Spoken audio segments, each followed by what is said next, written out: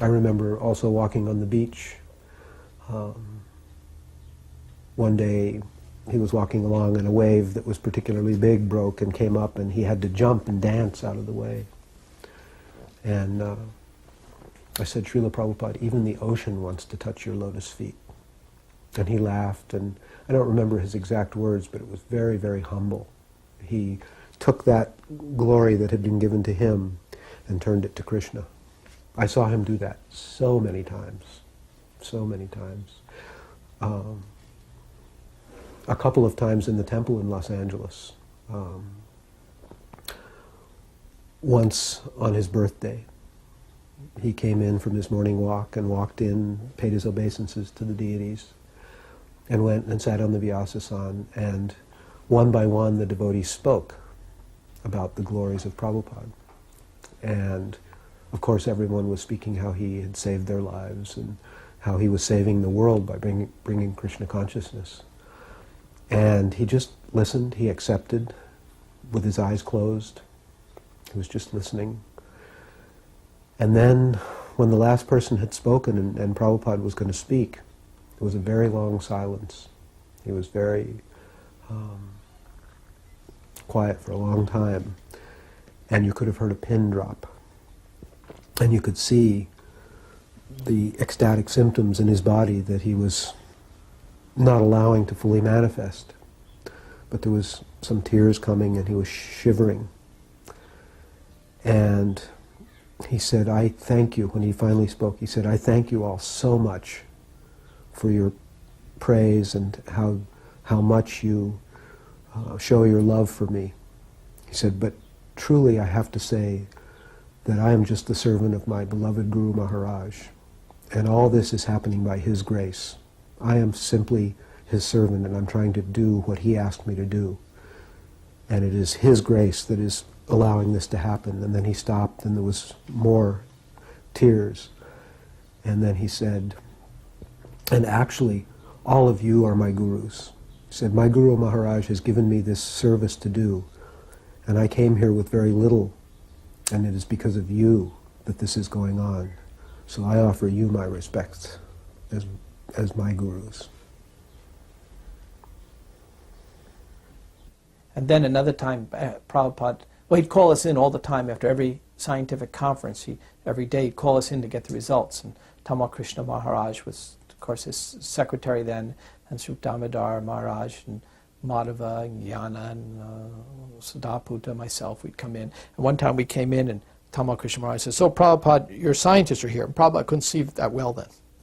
And he said, they're all in suits and ties, because even though the conference was in the Vrindavan temple, we wore suits and ties. And Prabhupada said, so get them chairs. Either Sri Damodar Maharaj or Tamal Krishna said, oh, we're your disciples, we sit on the floor. And Prabhupada said, no, they have to have chairs. But there weren't enough chairs. So I think 3 of us sat in one chair, and one of us sat down halfway pretending we were in a chair. Prabhupada couldn't see that well, but we couldn't sit on the floor, so we had to please Prabhupada. But he wanted his scientists, gentlemen, to be in chairs. Vaikunthanath and I were the first devotees to go down to Trinidad. And so that's, at that time, practically the only association we had was Srila Prabhupada. So, we'd write him letters and tell him of our progress. We would send him newspaper clippings, to show him what we were doing. And he was very, very pleased, extremely pleased at our preaching endeavors. In fact, the first day we were there, we ended up in the newspaper the very first day we arrived. So we kept very close contact with Prabhupada. And Prabhupada indicated that by using our married life to preach Krishna consciousness, that in this very lifetime we would go back to Godhead. When we were traveling in India, at one point we went to Surat, and we were guests in the home of an elder banker gentleman named Bhagubai Jariwala. And we had been challenged by being always fed very opulent prasadam, which then translated into dysentery for most of us. And So we were at this man's home, and they were very adamant about seconds and thirds and really serving us nicely. And most everyone was sick. And we were there for a while, a couple of weeks, and not being trained in the Vedic system from birth, we weren't quite up to standard. We didn't, many of us were ill, and the cleanliness standard was not very high in our little ashram in his house. And there were many things that he could have found fault with. Sometimes an occasional devotee would be rude, or I remember sometimes people calling for more prasadam. Hey, bring me more. And so when we left his home, on the last day he came and he gave each devotee an envelope with 51 rupees in it, and which was big for us at that time. That was something no one had ever done.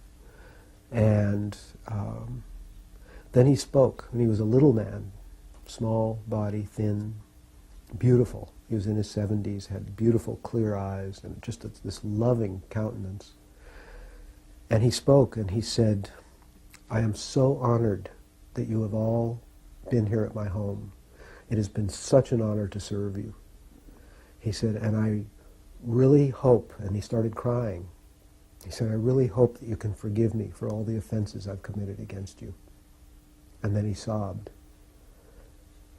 And Prabhupada looked over at us, and his eyes opened up, and he said, this is an example of a Vaishnava. He said, this is the quality of a Vaishnava.